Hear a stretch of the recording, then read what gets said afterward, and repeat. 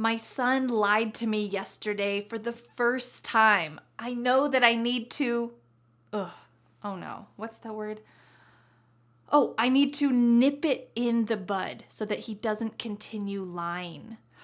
Has this ever happened to you? Not your son lying to you, but have you ever needed to use a phrase and you knew that you know it, but you just couldn't remember the word when you needed to say it? Well, don't worry, you are not alone. It is hard to remember new English vocabulary phrases. But today I am here to help you. I'm going to be giving you over the next 1 hour over 90 English phrases in stories, in context, with explanations. This will help you to remember everything that you're learning. And if you're new here, hi, I'm Vanessa from SpeakEnglishWithVanessa.com. Here on this channel, you will learn real-life English vocabulary, speaking skills, pronunciation, and listening skills. Plus, with each free YouTube video, I make a free PDF worksheet. This one is a big one. It includes every vocabulary phrase, definition, sample sentence, plus there is a bonus quiz so that you can test yourself and see if you have really understood and remembered these phrases. This quiz is a big one. Usually the quizzes that I make in free PDFs are 10, maybe 15 questions. This one, get it, is 30 questions long. It seems like a lot, but you can do it. There's even a little surprise in the quiz. So how can you get this free PDF worksheet with all of today's vocabulary phrases plus the quiz? Well, all you need to do is click on the link in the description, enter your name and email address, and voila, just like that, the free PDF worksheet plus quiz will go to your email inbox. And the cool thing is, I will continue to send you my free PDFs every week automatically. You never need to sign up for my free PDFs again. So once you sign up and click the link in the description, every week you will get a free PDF worksheet from me so that you can level up your real English skills every single week. All right, let's get started with our first vocabulary lesson of this video. You're going to be practicing repeating after me. This skill will help you to remember the vocabulary that you're learning. We're going to be talking about morning routines. Maybe yours is different from mine. Maybe it's similar. Let's watch and find out. Are you ready to get started with the beginning of the morning, the beginning of our morning routine? Let's go. My alarm goes off at 6:30 a.m. every morning. We usually use this phrasal verb to go off for an alarm. My alarm goes off. I'm going to say this sentence one more time, and then I'll pause so that you can repeat. My alarm goes off at 6:30 a.m. every morning.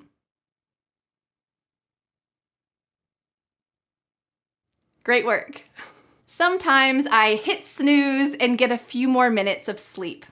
We use this phrase to hit snooze to talk about pushing the button on your alarm or on your phone that will help you to get a few more minutes of sleep. Not the best sleep, but a few more minutes of sleep. Sometimes I hit snooze and get a few more minutes of sleep. Now it's your turn. Go ahead.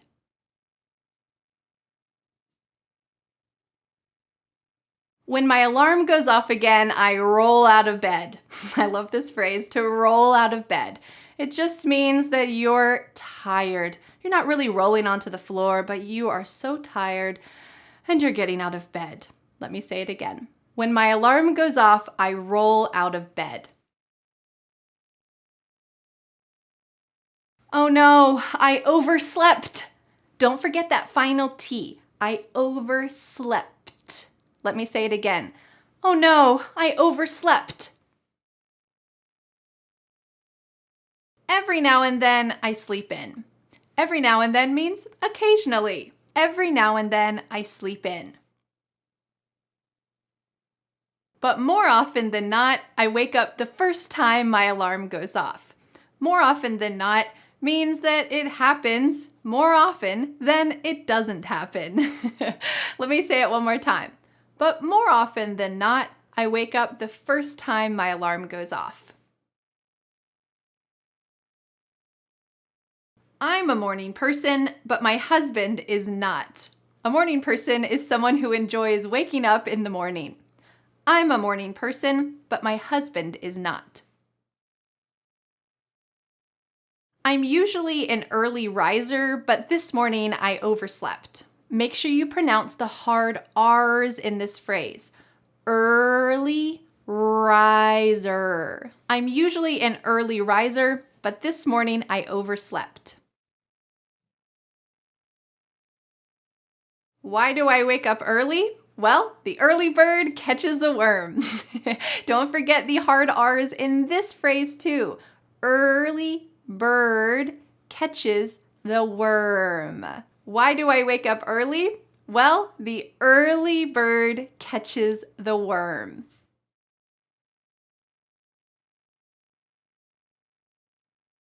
Next, I take off my glasses and put in my contacts. Here we talk about taking off glasses, putting on glasses, putting in contacts, and taking out contacts. Next, I take off my glasses and put in my contacts. Then I hop in the shower. Do you think I'm really hopping in the shower? No, it just means I go to the shower quickly. I hop in the shower. I put my hair up and brush my teeth. Don't forget that final TH, teeth. Your tongue needs to be between your teeth to say the word teeth. I put my hair up and brush my teeth.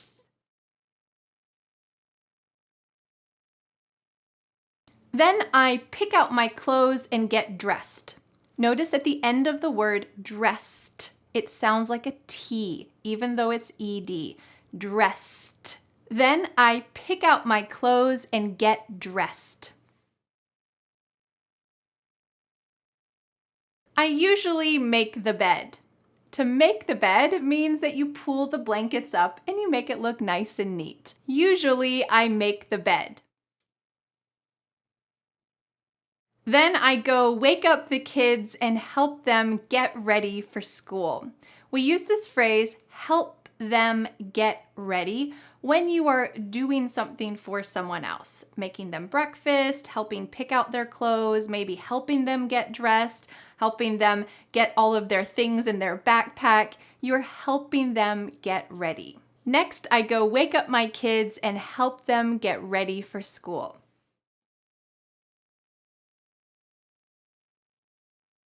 I tell them, rise and shine.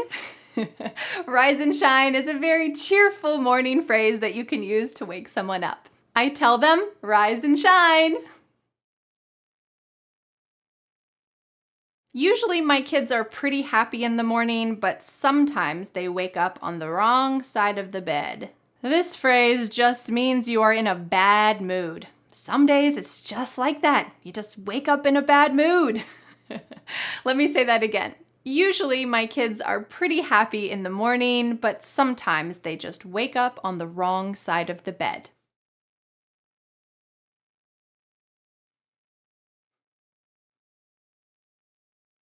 Once the kids are awake, my husband whips up something for breakfast. To whip up means to quickly make something. We don't have hours to make breakfast, so we usually whip up breakfast.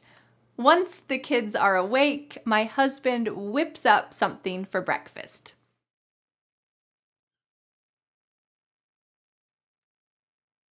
Remember, I can hear you no matter where you are, so make sure you're repeating out loud. While my husband makes breakfast, I throw together some lunches.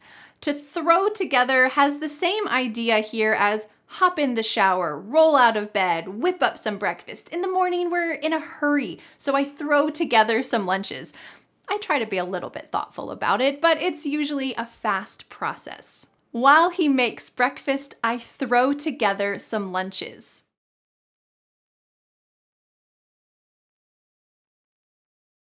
We sit down at the table and scarf down breakfast. Some days we scarf down faster than others, but this phrasal verb to scarf down means you eat quickly. We sit down at the table and scarf down breakfast.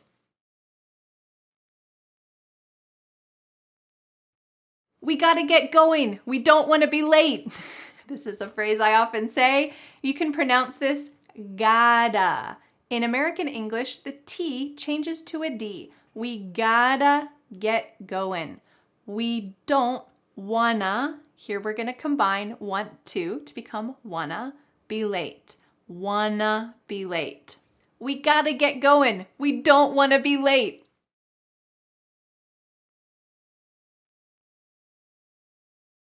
They grab their things and head out the door. This phrasal verb to head out means to leave. They grab their things and head out the door.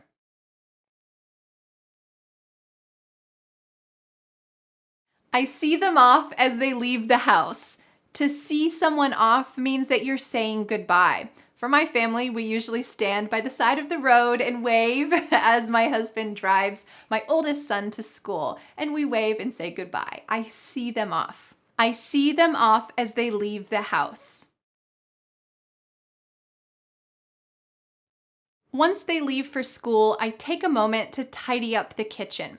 To tidy up means I just put things back where they belong. Once they leave for school, I take a moment to tidy up the kitchen.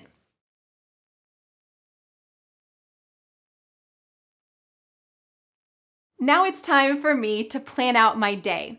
To plan out means to plan. Sometimes we use phrasal verbs instead of regular plain verbs because it adds more flavor to our vocabulary. So you could say, I plan my day, but isn't it more fun to say, I plan out my day? Let's say that sentence again. Now it's time for me to plan out my day.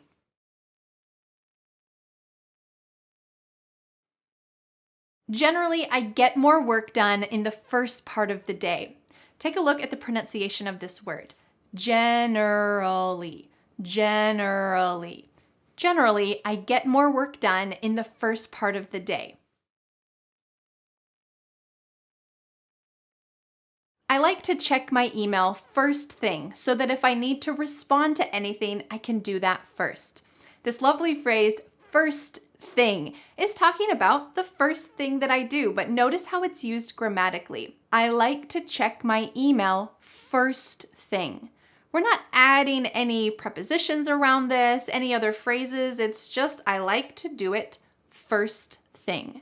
Let's say that sentence. I like to check my email first thing so that if I need to respond to anything, I can do that first.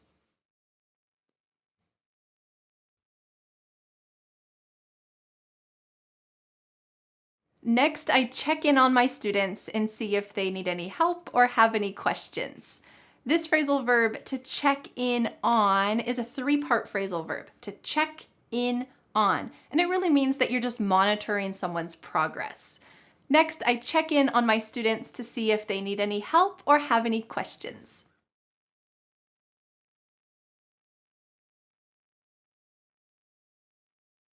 Then I get started on the rest of my to-do list. This phrase, to-do list, means things that I need, guess what, to do. That's right. Next, I get started on the rest of my to-do list.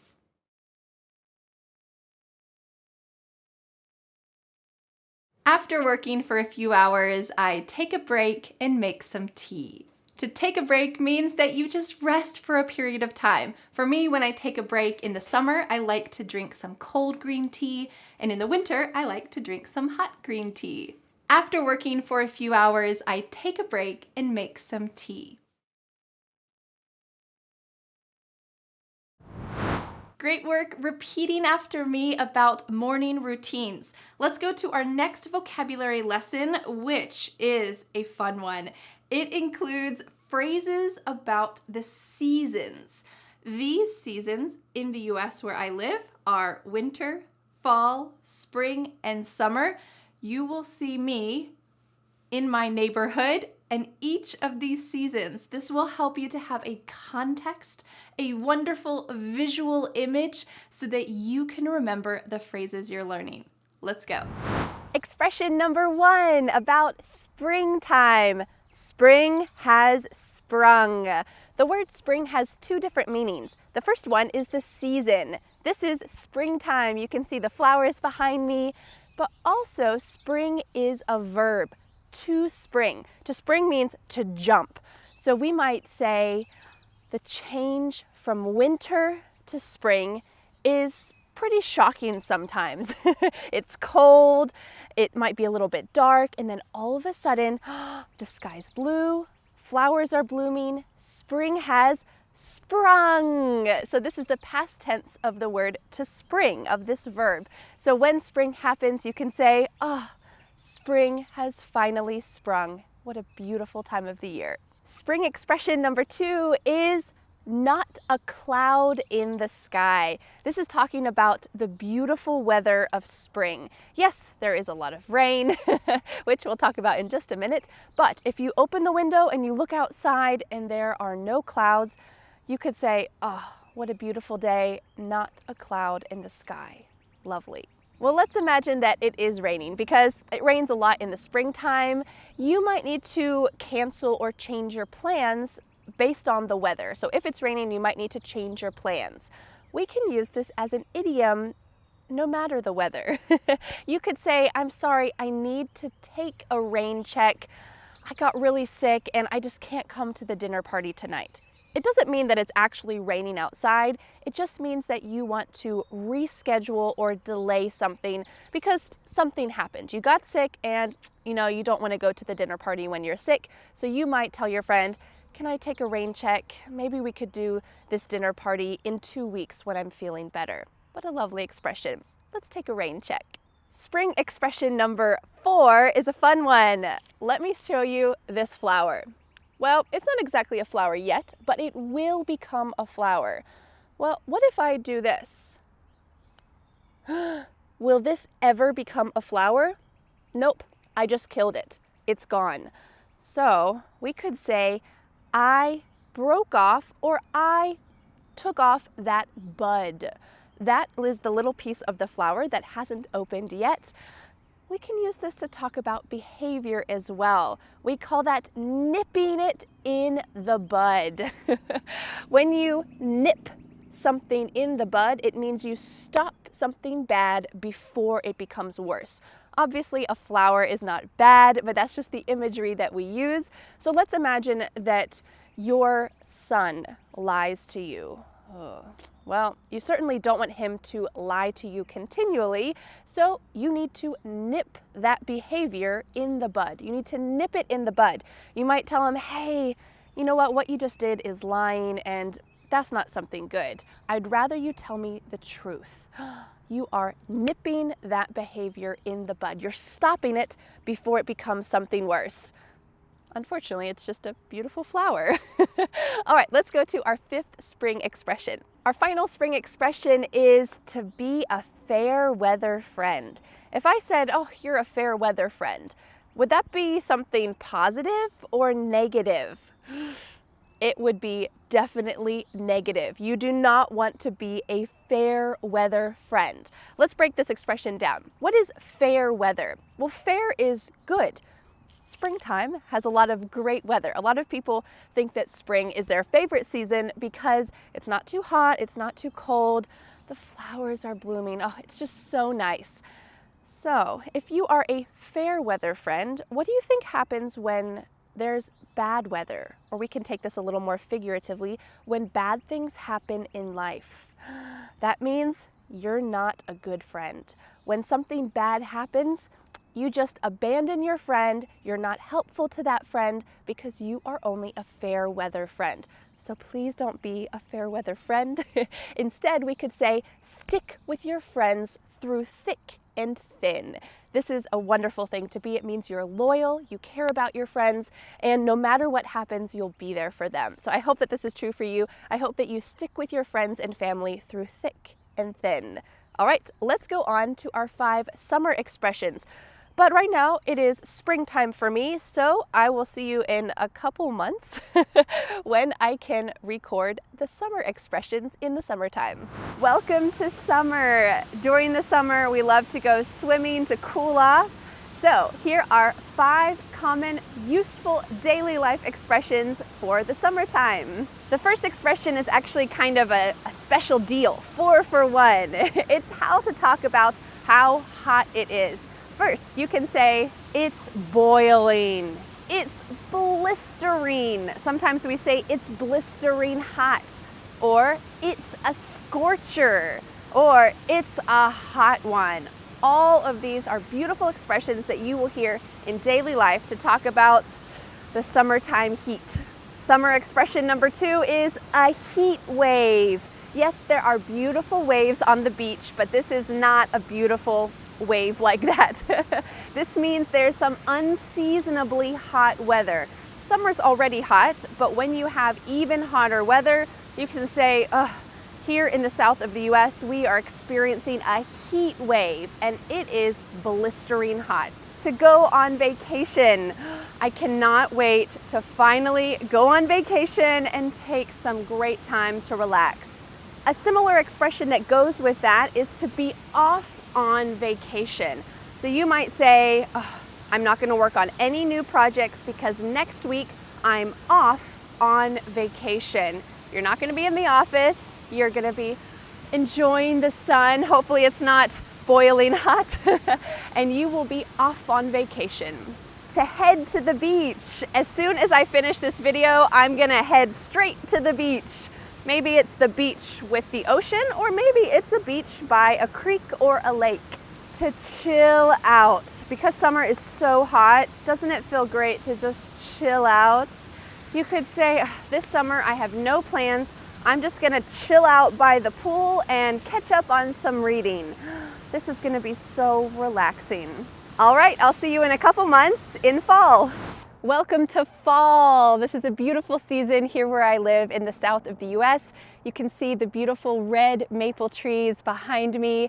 We're going to talk about 5 expressions about fall, but there's kind of a bonus because it's really 10 expressions. The first 5 are ways to describe this beautiful weather. The weather is brisk. Ooh, it's pretty brisk here in the mornings. I think fall is on the way. Brisk means chilly or cool. And when the weather is brisk, what do you want to do? You want to get cozy. I just love to get cozy, sit under a blanket, and read a good book in the fall. Similar to brisk is crisp. Usually we talk about the word crisp to talk about something that's crunchy, but instead we can use it to talk about the cool weather. Ooh, I just love those crisp mornings where I can sit on my deck and drink a hot cup of tea. Oftentimes in the fall, it's blustery. Blustery is a fun way to say windy, extremely windy. Here when it's blustery, all the leaves blow around and it's so beautiful. Talking about leaves, when you walk in the leaves, you can hear the rustling of leaves. This is the sound when you hear the crunch, crunch, crunch of leaves as you walk, or maybe as they fall from the trees. This sound of rustling leaves is very typical in the fall. Fall expression number 2, kind of, is carving pumpkins. Have you ever done this before? This is a huge tradition in the US. Carving pumpkins has quickly become my son's favorite fall activity. We do it 2 or 3 times each fall because it's just so much fun. Take a look at this fun fall phrasal verb, to squirrel away something. Here in the US, there are so many squirrels. And right now in the fall, squirrels are everywhere. They're extremely active because what are they doing? They're hiding acorns and other nuts so that they can eat during the winter. We call this squirreling away. And even if you're not a squirrel, you can squirrel away something by hiding it. Take a look at this. Guess what? I just found $20 in my coat pocket. I must have squirreled it away last winter and forgotten about it. What a surprise. In the US, picking apples is a common fall tradition. So check out this apple idiom. the apple doesn't fall far from the tree. This is when a child is similar to their parent. So for me in the fall, I loved when my dad would rake up the leaves and put them at the bottom of the slide. And my sister and I whoosh, would slide down the slide and crash into the pile of leaves. And guess who likes to do this too? My kids. The apple doesn't fall far from the tree. They also love to crash into a pile of leaves at the bottom of the slide. Unfortunately, sometimes bad things also happen in the fall time. The weather gets cooler and our immune systems sometimes are not prepared and we get a cold. So it's really common to say, sorry, I'm under the weather. This doesn't mean that you are under the sky, even though we always are. This just means you're not feeling that great. It's not super serious, but maybe you have a sniffle, maybe you have a sore throat, you have a seasonal cold or allergies. You're just not feeling so hot. You're feeling under the weather. All right, I'll see you in a couple months in the winter. Welcome to winter. Let's talk about 5 expressions that have to do with the cold and winter. The first one is a rather strange one. It is the dead of winter. Let's imagine that you come up to me and say, Vanessa, do you want to go swimming? I might say, it's the dead of winter and you want to go swimming? Are you crazy? The dead of winter is the coldest part of winter. You definitely don't want to go swimming outside.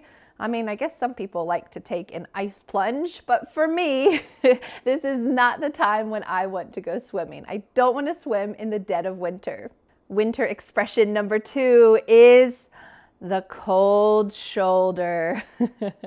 Take a look at this sentence and guess what it means. When I tried to talk to my sister last night, she gave me the cold shoulder.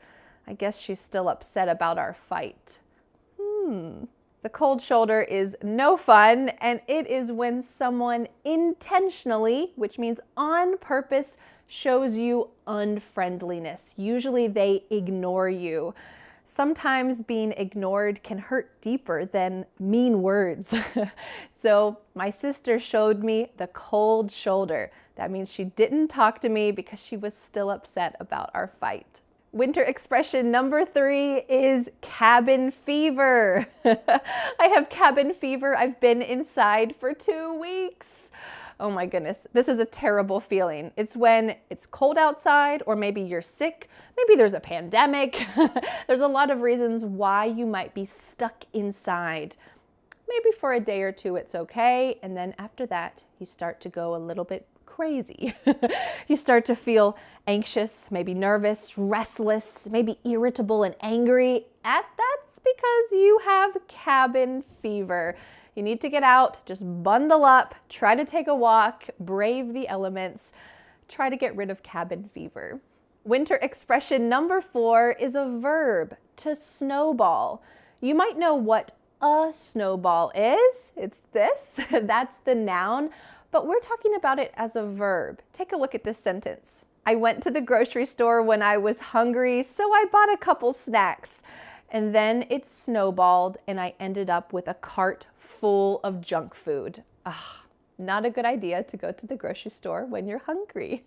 So here we get the sense of it started small. I just got a couple snacks. And then by the time I left the grocery store, my cart was full of snacks. It snowballed. Here it's the idea of something starting small and getting bigger and bigger and bigger. Usually it's something negative. Here I'm talking about junk food, so it's something negative, but let's look at another situation. Lies tend to snowball. They start off small, then they get bigger and more complex and sometimes more dangerous. So just don't start off by lying. And finally, winter expression number 5 is the tip of the iceberg. When someone asks what I do for work and I say that I'm an English teacher, really that's just the tip of the iceberg. The tip of the iceberg refers to the small or maybe a visible part of something. If you know what a regular iceberg looks like, you can see the top, but under the water is the main part of the iceberg. So yes, I am an English teacher, that's what you see, but I am also a video maker, a marketer, an entrepreneur who wears many hats.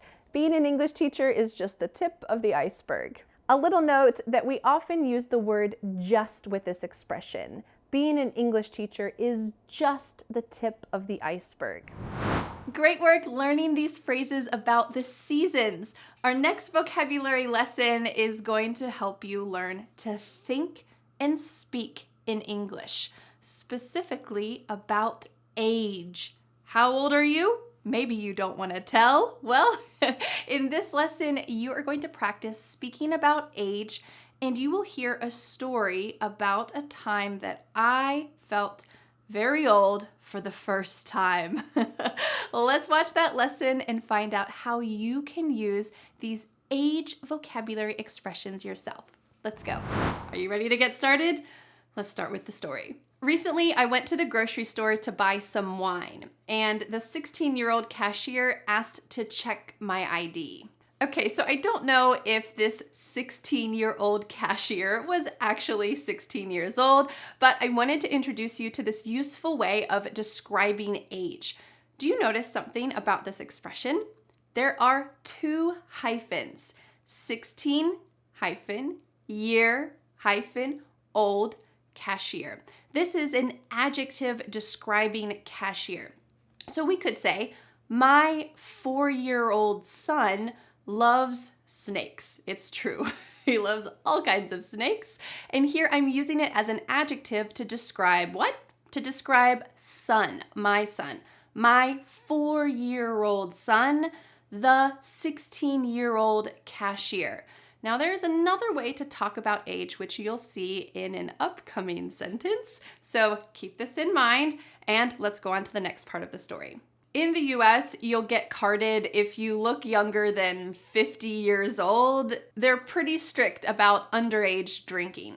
Do you know this lovely phrase? To get carded. It doesn't mean that they're giving me a greeting card. Happy birthday, Vanessa. No. Instead, it just means that the cashier is checking my ID to make sure that I'm old enough to buy something. Usually it's tobacco or alcohol. So if you look under the age of 50, you will get carded most likely. They'll say, can I see your ID? Or do you have an ID? Sometimes they'll say, what year were you born in? If they're pretty sure that you're over the age of 21, which is the legal drinking age in the US, but usually you'll get carded. And sometimes, I know I have some older neighbors, they're 55 years old.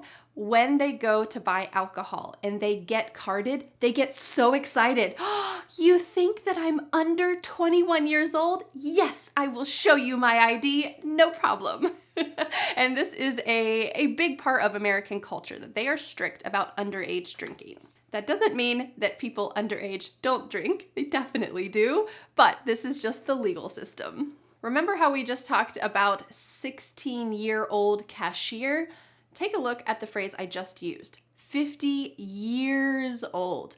What's the difference between these two? 16-year-old cashier and 50 years old. It's the S, and there's hyphens in the first one. So here, take a look at how we're going to grammatically use the second one. He is 50 years old. I am 500 years old. Amazing. So here we are going to be using the S when we are simply stating an age. He is 50 years old. But we could say he is a 50-year-old man. Notice how we added man to the end, and we need those hyphens when we're adding the noun at the end. Lots of ways to talk about age. Okay, let's continue with the story and see what happened at the grocery store. Well, the girl looked at my ID and said, "Oh, my mom was born in 1987 too." What? I have never felt so old. I know that 36 years old is not old, but it made me feel old. Let's talk about this phrase, to feel old. I know that 36 years old is not really old, but it made me feel old. So here we have a discrepancy between my true age and how I feel. I think this has happened to everyone at some point. Maybe you're watching a professional sport and you realize, oh, everyone playing that professional sport is younger than me? What? There becomes a turning point when you're becoming wiser, more mature, and older along the way. So you might say, I remember when my cousins were born and now they're graduating from high school. It makes me feel so old. All right, let's continue with the story. Yes, I felt old, but I know that age is just a number. It's all about your mindset and your creaky knees, right? This phrase might exist in your native language as well. Age is just a number. Maybe if you are 75 years old, you might feel extremely old, or you might feel young and vibrant, excited about the world, curious and interested. Well, it's just a mindset, usually. So we could say age is just a number. All right, let's continue. For me, I hope that as I age, despite what my body does, I'll continue to be young at heart. Did you notice that I used this word differently than usual? I said, I hope that as I age. I used it as a verb. Usually the word age is a noun, right? What is your age? But here we're talking about to age, which means simply to get older. So you might say something like this. Everyone ages. It's just a part of life. Isn't that true? Everyone ages. A lovely verb. The next phrase about age I'd like to introduce you to is this one, to be young at heart. I know that as we age and as we get older, life happens. There are difficult and heavy things that happen to us. So how can we stay young at heart?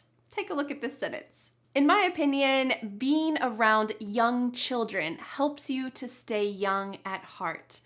You enjoy playing, you can laugh at the silly things that they do. It keeps you young at heart. All right, let's continue with the story. I hope I'll always be curious and interested in the world. It's never too late to learn something new, like English. I love this phrase. It's never too late. We can use this about growing older, about aging. It's never too late to learn English. I know a lot of my students are retired. Now you all of a sudden have this free time and you want to invest it in yourself, being curious and interested in the world, improving yourself, keeping your mind active. It's never too late to learn English. But we can also use this phrase for a lot of other things as well. My family loves to plant things, including trees. Well, trees take a long time to grow.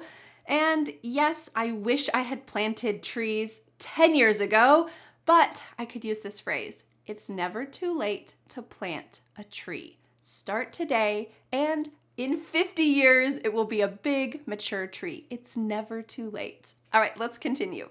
Here's my advice as your English teacher. Don't listen to all those negative people who say that you can't teach an old dog new tricks. Does this phrase exist in your native language? Unfortunately, this is quite a negative phrase that's usually meant to discourage people. Or if you feel like you're not learning something fast enough, you might use this and say, I got my first cell phone last week and I just can't figure it out.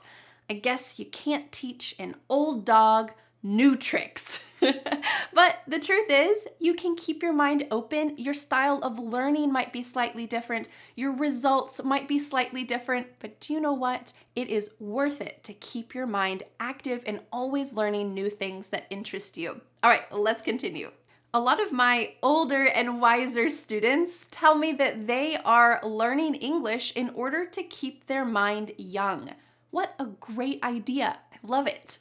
This phrase, to keep your mind young, means that even though your body is getting older, maybe your body is not capable of the same agile, fast, difficult things that you used to do when you were younger, your mind can stay young and active.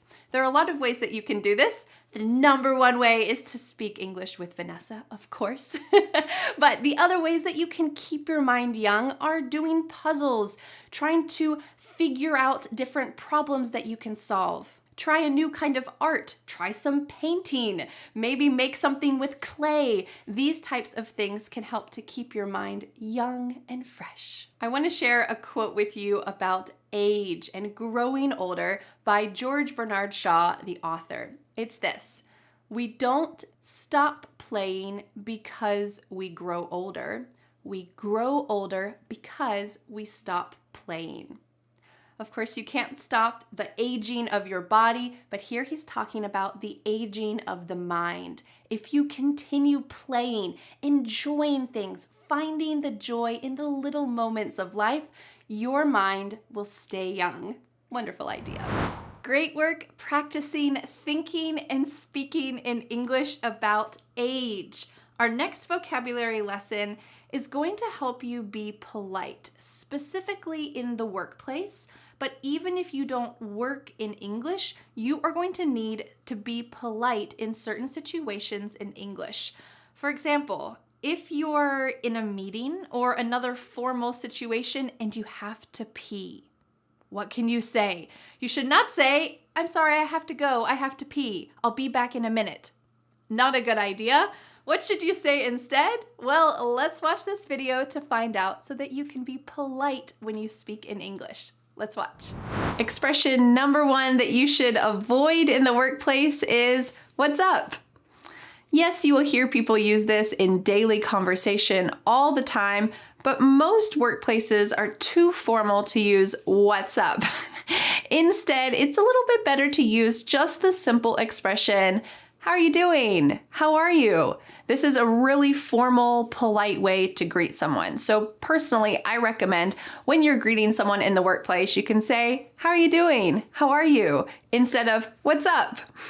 For expression number two that you should not use in the workplace, imagine that you're at your desk working and someone comes up to you to ask you a question. You should not say to them, "What do you want? What do you need?" This is a little bit rude, a little bit too direct. It's kind of annoyed, like, "What do you want? What do you need?" Instead, a much more polite expression is, "How can I help you? How can I help you?" And you're kind of assuming that they need help because they're coming to your desk and that you're willing to help. So this is a great substitution. You can just say, "How can I help?" The third rude expression that you should not say in the workplace or really anywhere else is "hush, shush, shut up." If someone is talking too loudly, too much, you don't want to hear what they have to say, those are just simply rude. I know that sometimes people use these in the movies or in TV shows, but in real life, there's just a rude edge to that. So instead, here are two great expressions that you can use to be much more polite. "Please be quiet. Can you lower your voice?" These are great to use if you work in an office with a lot of people and someone is talking really loudly. You can say, "Hey, please lower your voice. I'm trying to work." Or, "Can you please lower your voice?" Wonderful. This is so much more polite. Informal expression number four that you should not use in the workplace is, "I have to pee." When we're talking about bodily functions of any kind in the workplace, you need to be more indirect. So instead of saying "I have to pee," which is something that's okay to say around your friends or family, children often say this, it's much better to say, "I have to use the restroom. I'll be right back." I have to use the restroom. In the US, we use both bathroom and restroom, but restroom has a little bit more of a formal edge. It's even more indirect. You're not even saying the word bath. You're saying restroom. So if you want to take it up a notch, you can say, "I have to use the restroom." It's okay to say, "I have to use the bathroom. I'll be right back." But it's probably more common in the workplace to say, "I have to use the restroom," if you want to be extra vague and indirect and possibly more professional. Informal expression number five that you shouldn't use in the workplace is one for when you make a mistake. if you make a mistake and send an email to the wrong person, you send it to the wrong client and you give them the wrong offer for your product. It's a pretty big mistake, right? You sent it to the wrong person. Maybe it was the wrong pricing. You want to make sure that they still trust your company, but you made a mistake. What should you say? You should not say, sorry about that. This is okay to say if you accidentally bump into someone. Oh, sorry about that. It's for casual, not serious situations. But if you make a mistake, that's kind of a big deal in the workplace. You need to be a little bit more serious about your apology. So we're going to use the word that I just used, apologize. I apologize for that. I should have, and then you can say what you should have done instead. I should have sent it to this person, and I really made a mistake. I apologize for that. You see how we're using this long formal word, apologize. I apologize for that. Instead of just, sorry about that. It shows you don't really take your job seriously. So use that great expression. I apologize for that. It won't happen again. Expression number 6 that you should avoid is one for when you're giving a presentation or you're explaining something. After you're done, some people say, does that make sense? And you know what? This is not terrible, but it's not the best question to ask to judge if the other person actually understands. This is true for teachers too. When you're explaining something and you ask your students, does that make sense? They're probably just going to say, yeah, even if they didn't really understand. So instead, a better question to ask is this: what are your thoughts? Or I'd like your opinion on this. And here it's inviting them to give more information than just, yes, it makes sense.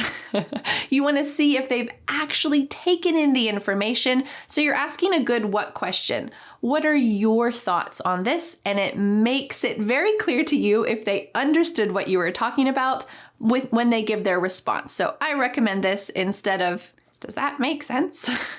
Not the greatest question. Expression number 7 that you should not say is one that I used at the beginning of this lesson, and that is, huh? What? When you don't understand something, and this will happen, whether it's because it's in English or because it's something technical that you just don't understand, you're going to need to ask for clarification, for repetition, something like this, but do not say, huh? What? This is pretty rude. So instead, it's better to use these phrases. Can you repeat that? Or what do you mean by that? What do you mean by that? And here you're asking for clarification. I don't understand what that means, so I'm asking, what do you mean by that? And they'll probably reword it and tell you it in a different way. This is really polite. You might have kind of understood by this point that those short daily life expressions, what, huh, that we use in conversation are pretty rude in the workplace. So instead, we're going to employ longer phrases, full sentences instead of those short ones. Let's see how the next one works for that too, because our next phrase is very similar. Expression number 8 that you should not use is when you're trying to get someone's attention and they're across the office or they're in another area. Hey! Don't say that. Hey! This is too direct, too abrupt, and instead it's much better to say, excuse me, and you can get their attention in this way. This is also great in the classroom. A student should not say, hey, teacher. Instead, they should say, excuse me, teacher, can I ask a question? This is great in all of those formal situations. Expression number 9 is a fun one. You can say this with your friends, but don't say this in the workplace. When something good happens, let's say that your client just signed the deal and your company is going to be working with their dream client. How do you respond? Do you say, sweet? No. This is great to say in your personal life. Totally fine to say, sweet, I can't believe that we got the vacation deal and we're going to be going to the beach and have a great discount at the same time. Sweet. That's great to say, but in the workplace, sweet is too informal. Instead, when you want to show some positive emotion, you can use these expressions instead. That's great. That sounds good. Fantastic. These are much more formal and they still show your positive joy at the outcome. The final 10th expression that you should never use in the workplace are 3 words that we use to address other people. and they are dude, man, and chick. These are not acceptable in the workplace. Maybe if you work at like a surf shop or somewhere extremely informal. But if you're working in a more formal workplace, which most are, you should not use these expressions. Don't say, hey dude, what's up? No. Instead, really, you should just use the person's name. Each workplace is going to have a different standard for what's acceptable for addressing people. Sometimes workplaces are very formal and they want you to say, excuse me, President Smith, can I ask you this question? And you're addressing him with his title, president, and his last name. But some workplaces, even though they're formal, it's still acceptable to use someone's first name. So instead, you might say, excuse me, John, can I ask you a question? And you're using his first name, not his title and last name. So every workplace is going to have a different standard, but no workplace is going to accept it if you say, hey man, can I ask you a question? No, not acceptable. So really the replacement for this is just the person's name, depending on the workplace's standard. Great work practicing being polite in English. Our next vocabulary lesson, and the final one for this video, is going to help you the next time you have a tooth problem and you need to go to the dentist and use some English. No one likes to go to the dentist, but if you have to go to the dentist and use English, you better know some common phrases that you might need to say and that the dentist will ask you. You will feel much more prepared and a little bit more calm about that dental appointment. Are you ready? Let's go. Let's get started by talking about vocabulary for a regular dental checkup. And then in the second section, we'll talk about vocabulary for dental problems. If you're visiting the US and you have a toothache or you have a problem and you need to get it fixed in the US, you are going to need that vocabulary. So stick around. Let's get started with the first vocabulary expression. To make an appointment. I need to make an appointment with the dentist for next week. Or on the phone, you might say, I'm calling to make an appointment for next week. This means that you're just scheduling a time so that you can go in and the dentist is waiting for you. Important expression number 2 is a checkup or a routine appointment. And sometimes we even combine those and say a routine checkup. So when you call the dentist and say, I would like to make an appointment, please, they will ask you, why do you want an appointment? And you might say, I just want a checkup. Or I would just like a routine appointment. Here in the US, it's common to go to the dentist at least once a year. Sometimes the dentist will say you need to go twice a year, but at least once a year for a routine appointment is common. So you could say, I would just like to come in for a routine appointment, please. Or I'd just like to come in for a checkup, please. And what happens at a routine appointment? Well, expression number 3 is to get your teeth cleaned. You might think your teeth are fine, but the dentist has some special tools that they can use to make sure that your teeth are actually clean and healthy. So you might say, I just want to get my teeth cleaned. Or the dentist will ask, why are you here today? You could say, I just want to get my teeth cleaned. While you're getting your teeth cleaned, you're going to need the next expressions. You will hear the word gums. Yes, this is with an S. This is not talking about chewing gum or bubble gum. This is talking about that red skin right here above your teeth, your gums. The dentist will check to make sure your gums are healthy. We never use this in the singular. The dentist is not going to say your gum is healthy. Instead, they will say your gums are healthy. At least we hope that's what they'll say, right? They will also check the enamel on your teeth. The enamel is the hard coating around your teeth that should be really healthy if you're going to have healthy teeth. So oftentimes the dentist will polish the enamel on your teeth. Well, maybe I said that wrong because it's usually not the dentist who polishes the enamel on your teeth. It is the dental hygienist. Sometimes we just call this person a hygienist. That is the person who does most of the appointment. They will be checking your gums, cleaning your teeth, polishing the enamel on your teeth, and then after you finish that part of your appointment, who will come in? The dentist. So the dentist will check to make sure that everything is well. They will interpret the x-rays if you had x-rays, and if you need to have any more intensive surgeries or different things happening to your teeth, that is who will do it. The dentist will do those types of things. There's an interesting expression that we use that maybe explains why we say dental hygienist. We often use the phrase oral hygiene. Oral means your mouth, and hygiene means to keep clean. So the dental hygienist is helping you to have good oral hygiene. They want to teach you how to brush your teeth well, how to floss your teeth well, and they are annually or yearly trying to help you have the best teeth possible for the best oral hygiene possible. Of course, during your dentist appointment, they will ask you to sit back in the chair, please. These types of fancy chairs, you sit in and it goes meow.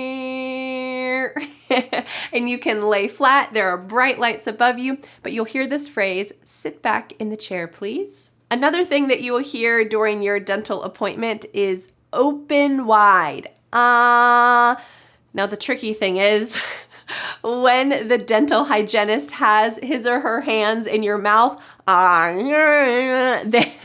they are asking you questions sometimes about your life, different things going on, and how can you respond when they ask, oh, how's your job going? Well, I had to go out there for a sign, and then I went or...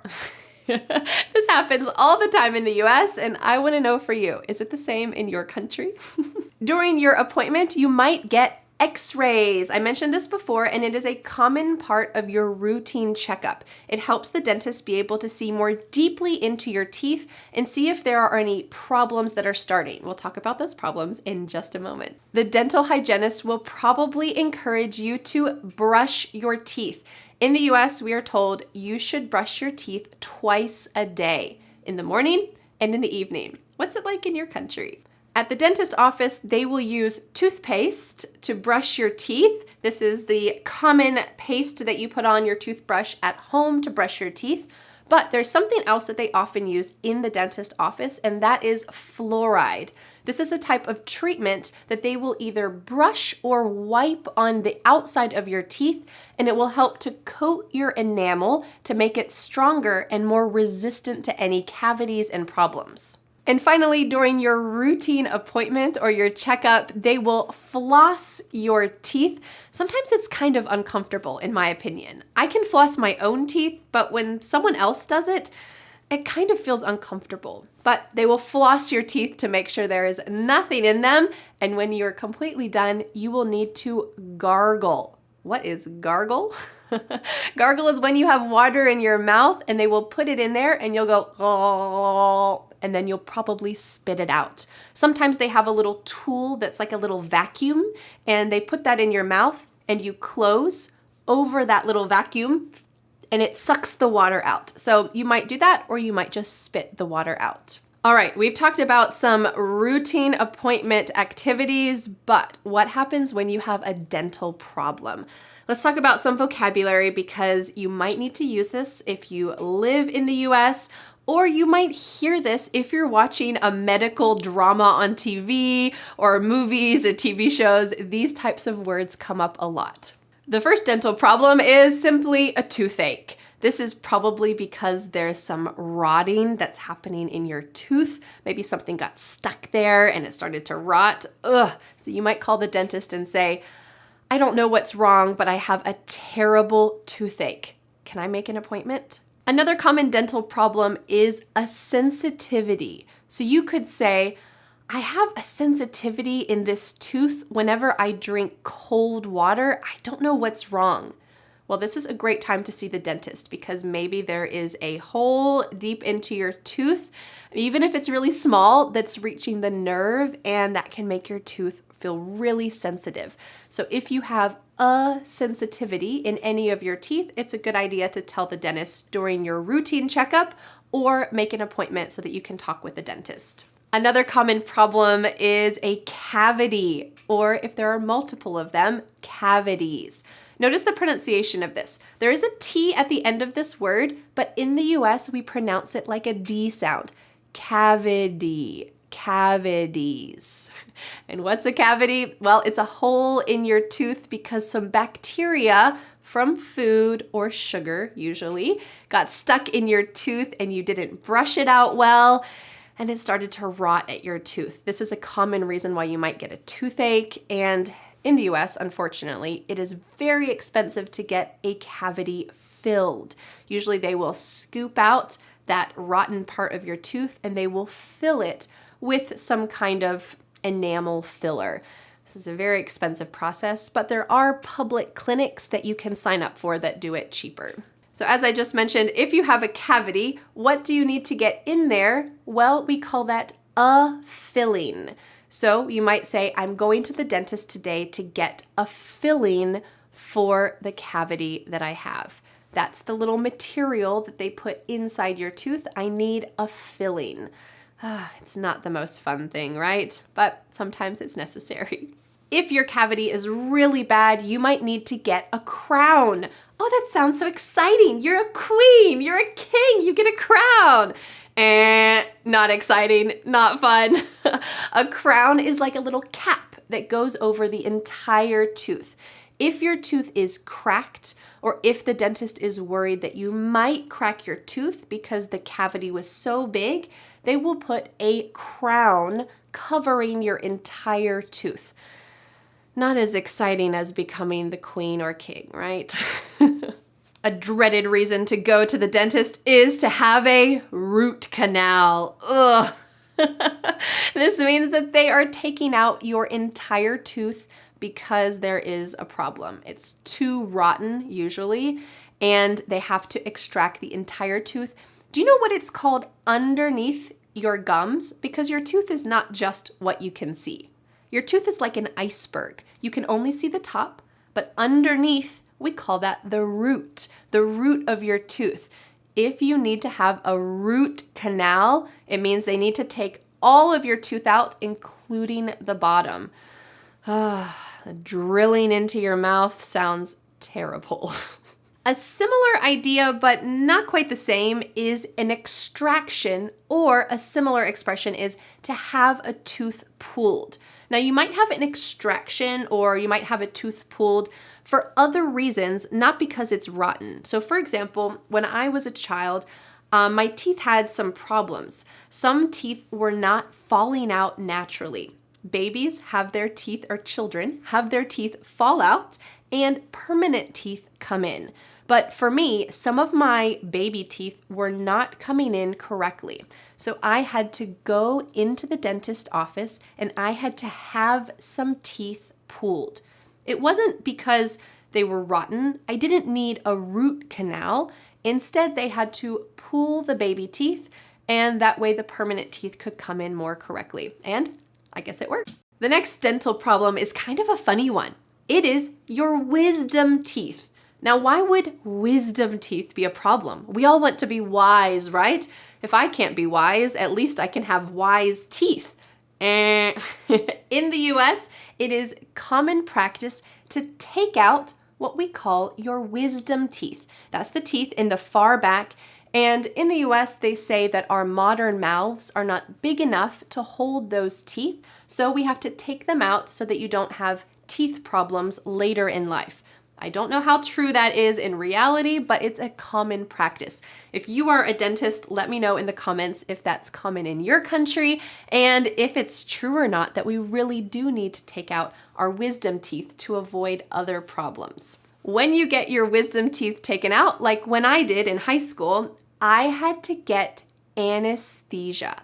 Anesthesia. This is a type of medicine, we could say, that makes it so that you don't feel what's going on. It could be a local anesthesia, which is a shot, and they'll help to numb that area, or it could be more general and you fall asleep.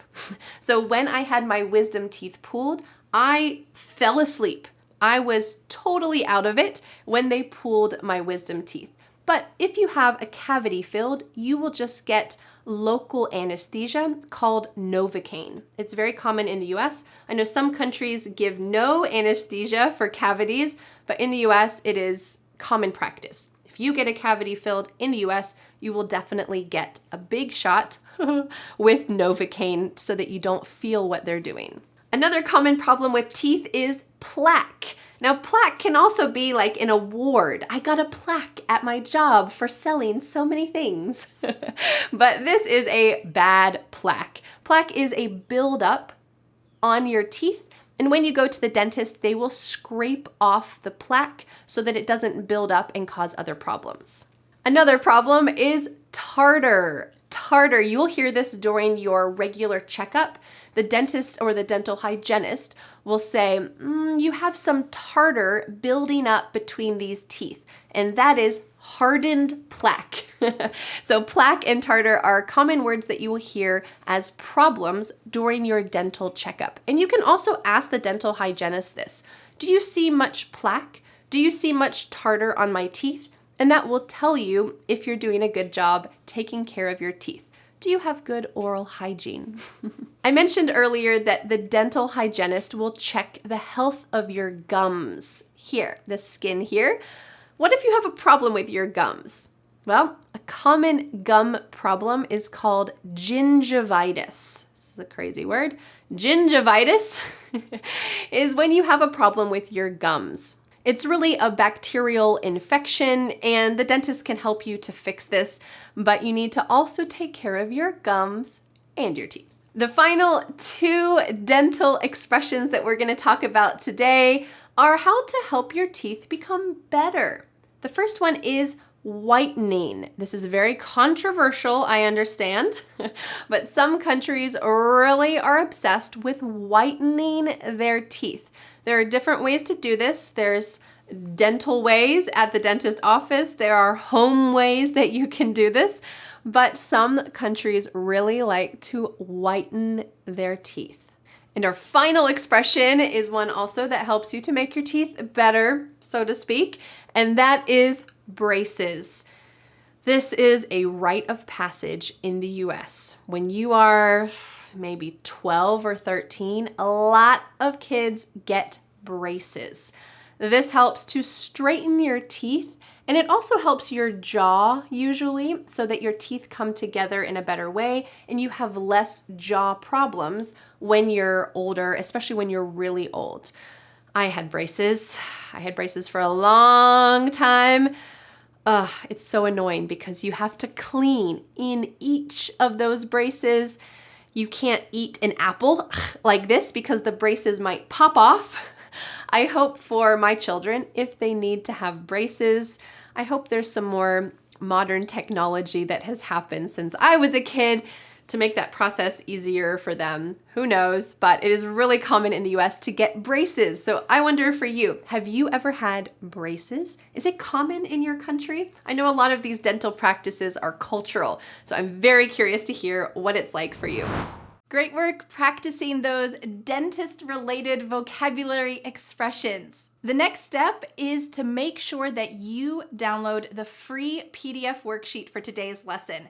As you can imagine, it includes a lot of vocabulary expressions, definitions, context, stories, ideas to help you really remember what you're studying. Plus, at the bottom of this worksheet, remember the bonus I talked about before?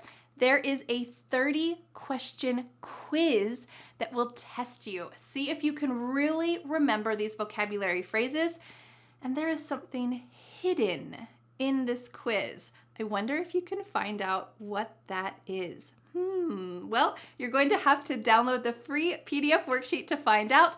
All you need to do is click the link in the description, enter your name and email address, and voila, just like that, you will get this free worksheet in your email inbox. Plus, you will continue to automatically receive my free worksheets every single week.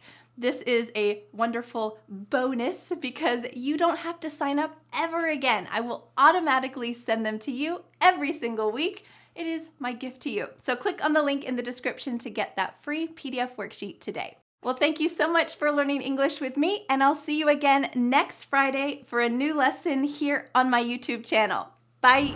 But wait, do you want more? I recommend watching this video next. Yes, that is 60 phrases in 60 minutes. You will learn how to level up your English vocabulary from beginner to intermediate to advanced. So by the end of the next hour, you will learn so many more wonderful English phrases and level up your vocabulary. So click on that link to watch that video, and I will see you there. Bye!